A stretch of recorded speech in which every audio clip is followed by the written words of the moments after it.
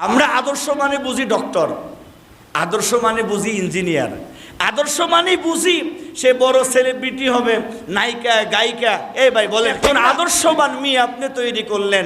স্বামীর ঘরে পাঠানোর সাথে কোনোদিন এমন কমপ্লেন আসবে না যে আপনার মেয়ে বদমেজাজি, শ্বশুর শাশুড়ি জামাইয়ের কথা। 2 নম্বর কথা, এখন থেকে ছেলে মেয়ের দ্বারা খেদমত নেবেন।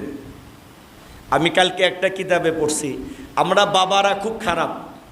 মেয়ে বড় হয়ে গেছে, একটু বলি না, মা একটু আমার মাথায় তেল লাগায় দাও তো, এই কথাটা মেয়েদেরকে আমরা বলি না।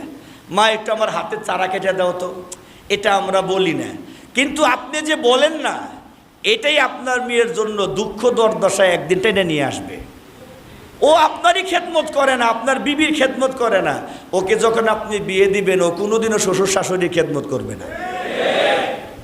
আমি কালকে একটা কিতাবে পড়ছি, আদর্শ নারীতে মনে হয় যে মেয়েদের জীবন কেমনে সুন্দর করবেন। তা আমি এমনি একটু পড়ছি এটার উপরে, দেখি তো কি লিখছে। বা আমার খুব ভালো লাগছে, এই কয়েকটা কথা আমি বললাম। জানেন, আপনার একটা 7 বছরের মেয়ে আছে, এখন যায় যদি বলেন 1 গ্লাস পানি আনো, বুঝাতে পারি নাই, প্লেটটা ধুয়ে দাও, আমাকে একটু ভাত দাও, আমার কাপড়টা ধুয়ে দাও, আমার লুঙ্গিটা ধুয়ে দাও, আমার পাঞ্জাবিটা ধুয়ে দাও, আমার টুপিটা ধুয়ে দাও, মাথায় একটু তেল লাগায় দাও, তোমার মার মাথায় একটু তেল লাগায় দাও। সবসময় যদি এই কাজের উপরে আপনি যদি রাখেন, এই মেহনতের উপরে যদি আপনি রাখেন, আপনি একজন আদর্শবান মেয়ে আপনি তৈরি করলেন। স্বামীর ঘরে পাঠানোর সাথে কোনোদিন এমন কমপ্লেন আসবে না যে আপনার মেয়ে বদমেজাজি, শ্বশুর শাশুড়ি জামাইয়ের কথা শোনে না।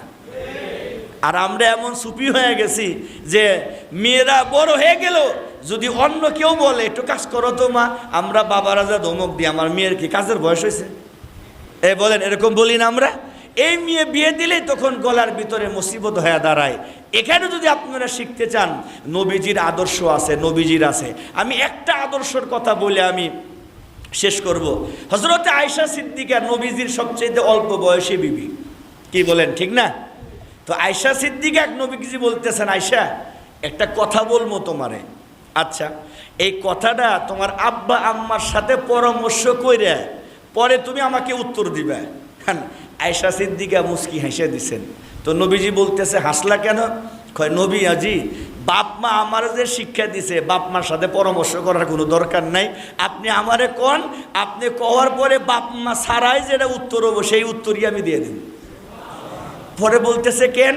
কয়, আমার জামাই আমারে একটা কাজের আদেশ করব, আর বাপ মার সাথে পরামর্শ করে বলবো, আর আমার বাপ মা জামাইয়ের বিরুদ্ধে আমারে পরামর্শ শিখাবে, এটা কোনোদিন হতেই পারে না।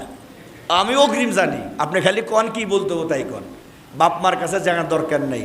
আর আমাদের মেয়েরা হলে কি বলতো, এটার মানে কি জানেন? সিদ্দিকে আকবর আয়েশা সিদ্দিকা ওইভাবেই গড়ে তুলছে। কি বলেন, ঠিক না? যে স্বামীরে কেমনে মানতে হয়। আজকে শতকরা 90% মহিলারা স্বামী থেকেও অনেক দূরে। বলেন বলেন, একটাই কারণ, যারা মেয়ে বিয়ে দিচ্ছেন আপনার মেয়েকে আপনি আদর্শ শিখাইতে পারেন নাই।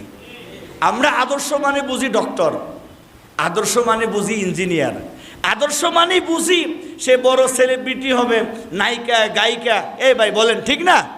কিন্তু ইসলামের আদর্শ মানে হলো একজন স্ত্রীর জীবনে সবচাইতে বড় আদর্শ স্বামীর খেদমত করা।